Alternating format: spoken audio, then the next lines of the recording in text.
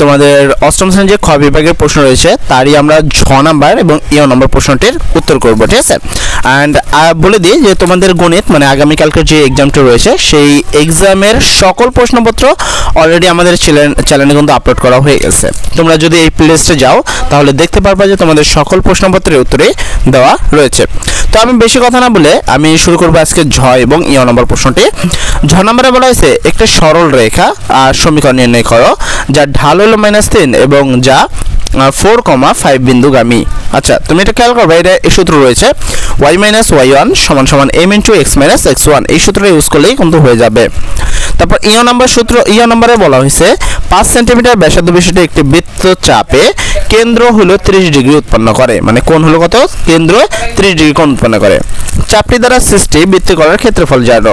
দেখো বৃত্তকলার ক্ষেত্রফলের সূত্র হলো θ / 360 ডিগ্রি, ঠিক আছে, গুণন পাই আর স্কয়ার। এই সূত্রটা ইউজ করে কিন্তু তোমার এই প্রশ্নটার উত্তর অনায়াসে সমাধান হয়ে যাবে। তো চলো আমরা এই প্রশ্নগুলোর উত্তরটা দেখে নেই। আর যারা অন্য প্রশ্নগুলোর উত্তর চাচ্ছ তারা চলে যাও আমাদের যেই জায়গা থেকে তুমি ভিডিওটা দেখছো সেই প্লেলিস্টে, অথবা ডেসক্রিপশন লিংকেও দেখবা প্লেলিস্টের লিঙ্কটা পেয়ে যাবা, ঠিক আছে। তোমরা সেখান থেকে চাইলেও প্লেলিস্টে যেতে পারো। তো প্লেলিস্টে যা তোমরা বাকি সকল প্রশ্নের সঠিক উত্তরটা দেখে নিতে পারো। তো চলো উত্তরটা দেখে নেই। তো ঝ নাম্বার প্রশ্নের শুরুতে তোমরা যেটা করবা, পরে আগে লিখে নিবা, জিনিসটা সাজা নিবা যে -3 ঢাল বিশিষ্ট 4,5 বিন্দুগামী সরলরেখার সমীকরণ। তো সূত্রটা ছিল হলো y - y1। তো আমরা এখানে লিখব y - y1 বলতে এখানে 5 রয়েছে, তাই এখানে 5 = m। m বলতে আসলে ঢাল, যেটা -3, এই যে -3, x - x1, x হলো x -x1 বলতে যে 4, এই হলো 4। তারপর y - 5 আছে, y - 5 এটার সাথে এটা গুণ করবা। দেখো গুণ তোমরা পারোই, এটার সাথে এটা আর এটার সাথে এটা গুণ করতে হবে। তাহলে সে যদি হয় -3 এর সাথে যদি x গুণ করি তাহলে -3x, এখানে মাইনাস আর এইখানকার মাইনাস, এই দুইটা মাইনাস মিলে হচ্ছে মাইনাসে প্লাস। 3 আর 4 গুণ করলে 3 × 4 = 12। যেহেতু আমি সমীকরণ নির্ণয় করব তাহলে যে কোনো এক পাশে শূন্য রাখবো এবং বাকি এক পাশে ঠিক রাখবো। তো দেখো এখানে মাইনাস আছে, এগুলো এই পাশে আসলে কি প্লাস হবে। তো এখানে -3x ছিল, এটা এখানে আসলে +3x হয়ে গেল। প্লাস y ছিল, এই যে প্লাস y, এখানে -5 ছিল, এই যে -5, এখানে 12টা ছিল কি আকারে, মাইনাস প্লাস আকারে, এবার আসলে হবে মাইনাস। তাহলে রাইট হ্যান্ড সাইডে কিন্তু কিছু থাকলো না, যেহেতু রাইট হ্যান্ড সাইডে কিছু নাই তাই সমান হলো 0। এটা খেয়াল করো 3x + y, এ হলো 3x + y, কিন্তু সমস্যা হলো এই দুইটা আছে সংখ্যা, যেটা থাকার কথা ছিল না।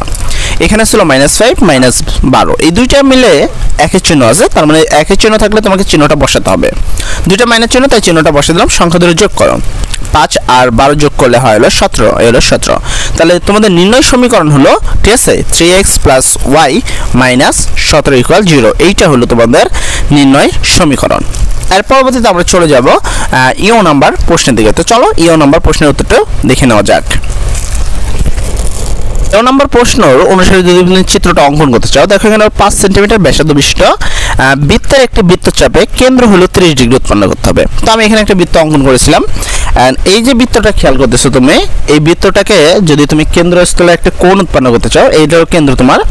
এই কেন্দ্রে আমরা এদিকে একটা ব্যাসার্ধ দিলাম, এইদিকে একটা দিলাম এবং মাঝখানে আমরা 30 ডিগ্রি কোণ উৎপন্ন করলাম। যেহেতু ব্যাসার্ধ আমরা যেদিকেই দাগ দিই, এদিকেও এটা 5 সেন্টিমিটার হবে, এদিকে দিলেও এটাও 5 সেন্টিমিটার হবে এবং মাঝখানে যে কোণ আছে সেগুলো 30 ডিগ্রি। এই অনুসারেই এই পাশের চিত্রটা তোমরা চাইলে আঁকতে পারো, তবে না আঁকলেও বিশেষ কোনো সমস্যা হওয়ার কথা না। তো মূল উত্তরে আমরা আসি, এটা আঁকা না আঁকা তোমার ব্যক্তিগত ব্যাপার। আঁকলে অবশ্যই অনেক সুন্দর, অনেক ভালো হয়, বোঝা যায় যে এটা একটা বৃত্তচাপ। না আঁকলেও মার কাটার কথা না, আমি যতটুকু জানি, তবে এঁকে দিবা, ঠিক আছে। তো এর পরবর্তীতে আমরা মূল উত্তরে আসি। আমরা শুরুতে লিখব মনে করি বৃত্তের ব্যাসার্ধ r, যেটা ছিল 5 সেন্টিমিটার, এই হলো 5 সেন্টিমিটার। কেন্দ্রস্থ কোণের মান ছিল 30 ডিগ্রি, অর্থাৎ θ সমান হলো 30 ডিগ্রি। এবার লিখব আমরা জানি বৃত্তকলার ক্ষেত্রফল সমান θ / 360 গুণন পাই আর স্কয়ার। এটা সূত্র, এখানে বোঝানোর কিছুই নেই। তার পরবর্তীতে তোমার জাস্ট একটু কষ্ট করে মানগুলো বসিয়ে নিতে হবে। যারা বিষয়টা বুঝবা, দেখো থিটা মান 30 ডিগ্রি আছে, তাই আমরা এই থিটা যেই জায়গায় আছে সেই জায়গাটা কিন্তু 30 ডিগ্রি লিখেছি। ডিভাইডেড 360 আছে, 360 ডিগ্রি। গুণন ছিল গুণন পাইয়ের মান আমাদের মুখস্থই আছে, সেটা হলো 3.1416। আর এর মান ছিল 5, তাই আমরা এখানে বসাইছি 5, ঠিক আছে। তারপরে হলো এই আর এর উপরে কি ছিল, এখানে স্কয়ার, তাই আমরা এখানেও দিয়েছি স্কয়ার। এবার এইটাকে যদি আমরা ভাগ করি তাহলে আসে হলো আমরা 0.083 এখানে যা ছিল 3 পয়েন্ট ছিল, যা ছিল তাই। অ্যান্ড এইটার উপর স্কোয়ার করলে 5 5 হয় 25।